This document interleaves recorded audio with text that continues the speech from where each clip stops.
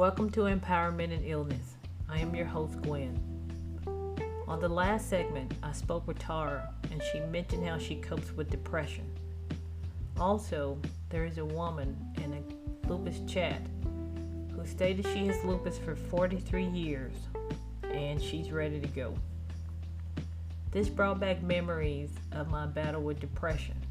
Today, I want to talk about coping with depression and having a chronic illness.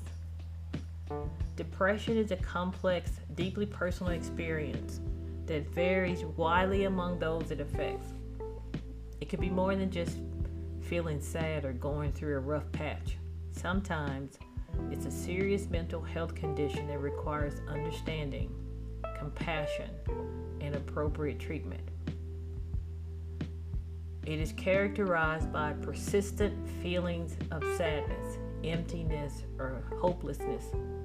It can impair one's ability to function in daily life, affecting everything from sleep and appetite to one's ability to enjoy life's pleasures. It's important to recognize that depression is not a sign of weakness or a character flaw. It is a health issue that can be treated.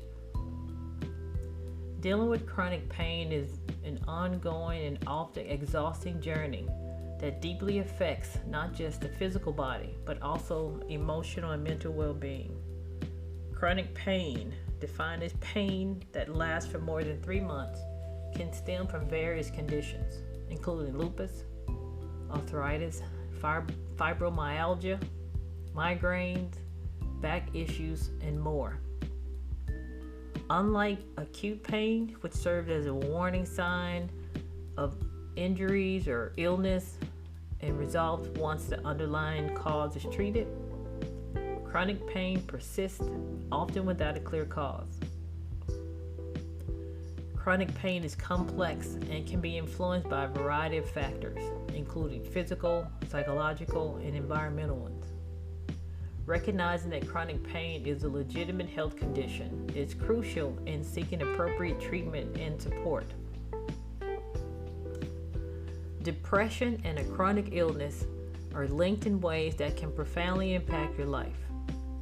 Living with a chronic illness alone is overwhelming. While we're in the storm, we feel hopelessness, worthlessness, and despair. The relationship between a chronic illness and depression is intertwined. Not only can living with a chronic illness increase the risk of developing depression, but depression can intensify the symptoms of your illness, negatively impact treatment, and worsen outcomes. This connection creates a cycle that can diminish quality of life and make recovery or management of a chronic illness more challenging.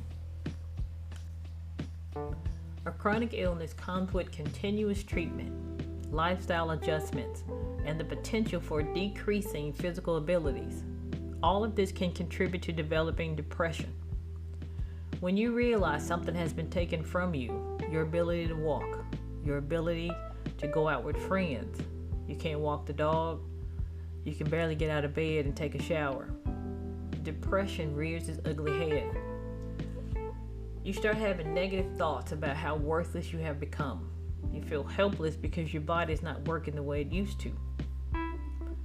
Losing independence is overwhelming, and adding pain and suffering is something unbearable. But the first step to empowerment is recognizing that seeking help is a sign of strength. The best management is receiving treatment for both depression and chronic illness together. Your doctors should work together to create a comprehensive treatment plan that addresses both conditions. Antidepressant medications can be effective for those with chronic illnesses, just as they are for individuals without. Psychotherapy can also be beneficial in helping people develop coping mechanisms for dealing with psychological aspects of living with a chronic illness. Support groups, whether it's specific to a chronic illness or focused on depression, can provide a sense of community and understanding. Sharing experiences with others in similar situations can alleviate feelings of isolation. Incorporating healthy habits, such as a balanced diet, regular physical activity, as permitted by your condition, and adequate sleep can have a positive effect on both chronic illnesses and depression symptoms. Stress management techniques such as mindfulness, meditation, relaxation techniques can reduce stress, which in turn can help manage symptoms of both chronic illness and depression. Understanding both the chronic illness and depression can empower people to take an active role in their treatment. Education about the condition, treatment options, and ways to manage symptoms can provide a sense of control over one's health. When I was diagnosed with breast cancer, I never felt so lost. It felt as though I was running at 100 miles an hour and was suddenly struck with a 1,000-pound wrecking ball to my gut. It knocked the wind out of me, knocked me on my knees, and almost took me out. With lupus, I was sick for a long time. I was waiting on a diagnosis and waiting for doctors to give it a name. Cancer, it had a name. It had a reputation, and it made itself known. I usually kept up with my annual exams. I have been told my breasts are dense. I've had to go in to get examined a second time, but it always came back negative. This particular time they called me and said the scans were not clear and wanted to rescan them. I thought it was just like the other time, so I put it off. I received another call as a reminder to come in to get a rescan. Again, I put it off. I received another call, but this time was from a physician at the hospital. He stated he knew he is a nuisance, but he wanted to ensure that I received the best quality of life. He said my scans came across his desk, and he would really appreciate it if I could just come in and redo the mammogram. He kept apologizing for the inconvenience. I felt like a jerk because I'm sitting there thinking it's just a normal routine like in the past. I went to the hospital for the exam, and the doctor was there saying how happy he was to see me, and he again apologized for the inconvenience. He said it was probably nothing, but he thanked me for coming in. After the mammogram was complete and I was getting dressed, the tech accidentally left the door open, and I heard him and another doctor talking. I heard him say, "Look at that." I asked the tech, was something on my scans? She said she could not tell me anything and that the doctor would contact me. A few days later, I received a call from the hospital, and this is what I heard. "Hello, this is blah blah blah from Baylor Medical Center. Blah blah blah carcinoma. Blah blah blah cancer center. Blah blah blah oncology at blah blah blah." I was shocked. I said, "What?" She repeated the same words in the same robotic tone. That's when I felt the gut punch. I received this information at work. My friend in the next cubicle knew that I was waiting on a call from the hospital. When she saw my face, she knew. It was stage 0, breast cancer that has not spread beyond breast tissue. The changes I went through afterwards are a blur. I only remember because my husband recorded the journey. He said someday it may help someone. When I found out I had to have a mastectomy, it rocked my world. Never in a million years did I think I was vain until they told me that they were going to remove my breast. I had similar cells in my other breasts, but they were not cancers at the time, but they needed to monitor them. I chose to have the other one removed as well. I didn't want to go through this again. The night before surgery, I took pictures in different bras and never thought I would miss my breasts. But I did, and still do. They removed everything. There's nothing there that resembled a breast. All I had was a line where breasts used to be. The psychological gymnastics I went through was unparalleled. I questioned my womanhood. I have a husband, and how is he going to look at me? I don't want to look at me. I certainly didn't want him looking at me. When I say the struggle was real, it was so freaking real. I felt helpless. I felt worthless because I couldn't control what was happening to my body. Lupus was mainly inside, so I didn't see the destruction. Cancer made me see it. My doctors watched me to see if cancer was going to present itself in other areas. Yeah, I'm on cancer watch. Nobody watched me when lupus was doing its thing. I chose implants, so they put spacers in there to help keep the space open. I felt like an alien. I was so depressed, and like clockwork, lupus was not having it. How dare another entity try to take its territory? So here comes the flare. And here comes the extra prednisone to combat the flare. People around me told me not to stress and things will be okay. I was in the storm. I was not able to see the light. With lupus, I looked normal to me. With cancer, I thought it would never look normal again. I felt people around me could see that I didn't have breath. When I received my implants, I didn't like them. I had to wear what I call a bulletproof vest for weeks. It was the most uncomfortable thing in the world. I went to work wearing that bulletproof vest. When I finally removed it, people thought I lost weight. I can laugh about it now, but I felt things I didn't think I would. Like I said, I'm not a vain person. I consider myself to be a tomboy. Removing my breast gave me a better perspective of who I am, or shall I say who I thought I was at the time.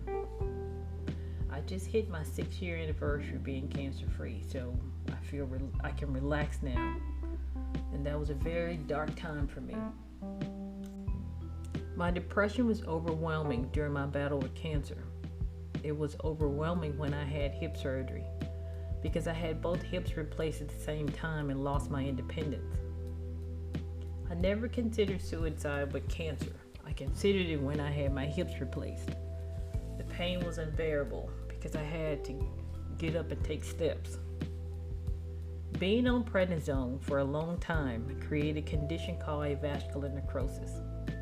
With this condition, some of my joints have deteriorated, which has caused me to have my joints replaced.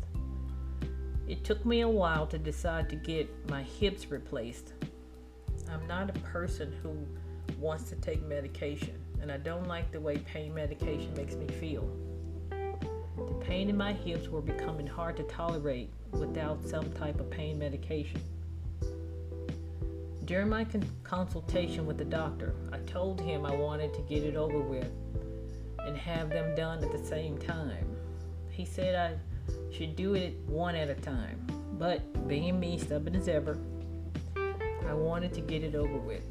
The day after surgery, the nurse and the tech from rehab came to my room so that I can get up and take steps. I had surgery yesterday is what I told them. They said yes, and you must get moving today. Excruciating is not even close to the level of pain I felt. I cried so much, but I did take the steps. They praised me for not giving them a hard time. The next day they came, I wasn't so sweet that day. Depression was starting to set. I realized the big impact I had to deal with. I am unable to walk, go to the bathroom, unable to freaking move. What was I thinking? Each day I had to take steps. I had to go to rehab and learn how to move and walk again. For a long time I didn't feel my legs through when I had an epidural. But when the medication was removed, I felt the burning from the nerves trying to grow back together. Going through rehab and learning to walk again was very challenging to say the least. But by the time I made it home, my mom and sister, they took care of me. And life, continues to happen no matter what state you're in. I didn't want to move. I wanted to die. I hated everyone. I hated everything. Pain made me so miserable, and the best way to end misery is to end you. I knew I had my pain medication near me. I guess my mom realized it too. That woman was relentless in my recovery. She removed the meds out of my reach and would talk to me every day to get me to talk to her. I didn't want to. I wanted to die. My boyfriend at the time, who is now my husband, would visit and try to bring me out of my depression. I pretended when he was around, but I didn't care about anything. I didn't see a light. I didn't even care about a light. Whatever you do, do not let depression take control. I encourage you to seek counseling, take medication, talk to a friend, or join a group. Do whatever it takes to keep depression away. It is the most challenging thing to deal with because it affects your mind, body, and soul. When you feel you need help, reach out. Sometimes we feel as though we can't do this alone. Sometimes we can't, but it's okay to ask for help. It is okay to need someone. We need to do what we can when we can. You don't have to feel worthless because you don't get to clean the house today. You don't need to feel helpless because you can't walk the dog. It's okay for things to sometimes not be okay. We are human. It's important to recognize that depression is not a sign of weakness or a character flaw. It's a health issue that needs to be treated. And your pain is valid, and so it is your path to empowerment. We need to recognize that we will go through things in life that we are not prepared for. We are not equipped for, but we have resources that can help us get through these things. We don't have to feel alone. We don't have to feel worthless and helpless. We are stronger than we think. Our mind is a powerful tool. One of the greatest quotes is, "With great power comes great responsibility." You have power over pain. You have power over despair. You have power over hopelessness and worthlessness. You are the greatest. And your main goal is to take care of yourself. You are responsible for your well-being. While chronic pain and depression may not always be curable, with the right strategies and support, individuals can improve their quality of life. Remember, managing chronic pain along with depression is a marathon, not a sprint. And it's important to celebrate small victories along the way. Empowerment over depression and chronic pain involves cultivating resilience, knowledge, and self-compassion to navigate these complex conditions. While both can profoundly impact one's life, taking an active role in your treatment and self-care can lead to improved outcomes and a more fulfilling life despite these challenges. So, remember these guidelines. Educate yourself. Understanding your condition is a powerful tool. It enables you to make informed decisions about your care. Communicate effectively with your doctor. Recognize when treatment adjustments are needed. Talk about the depression and chronic pain will help demystify these conditions, reduce fear and stigma, and provide a sense of self-control. Develop a comprehensive care plan. Work with your doctors to develop a treatment plan that addresses both the physical and emotional aspects of the condition. This plan includes medication, therapy, physical rehab, or alternative treatments. Be open to adjusting your plan as needed and actively participate in discussions about your care. Build a support network. Connecting with others who understand what you're going through can be empowering. Join a group, whether online or in person. Share your experiences, tips, and encouragement. Friends and family who are willing to listen and offer support are invaluable. Don't hesitate to let them know how they can help. Engage in self-care. It's vital in managing depression and chronic pain. This includes prioritizing sleep, eating a balanced diet, engaging in regular physical activity tailored to your ability, and practicing stress reduction techniques like meditation. Listen to your body and respect it. Cultivate mental resilience. Techniques such as cognitive behavioral therapy can be particularly effective in dealing with the psychological aspects of chronic pain and depression. These strategies help motivate negative thoughts, patterns, enhance coping skills, and improve emotional regulations. Learning to reframe your thoughts about pain and depression can lead to a more positive outlook and reduce feeling of helplessness. Set realistic goals. Setting small, achievable goals help create a sense of accomplishment and progress. These goals might relate to your treatment plan, daily activities, or personal aspiration. Celebrate each achievement, no matter how small, to help motivate yourself and recognize your strength. Advocate for yourself. Becoming your own advocate is empowering. This means being assertive and seeking the care you need. Ask questions about your treatment options and speak up if something doesn't feel right.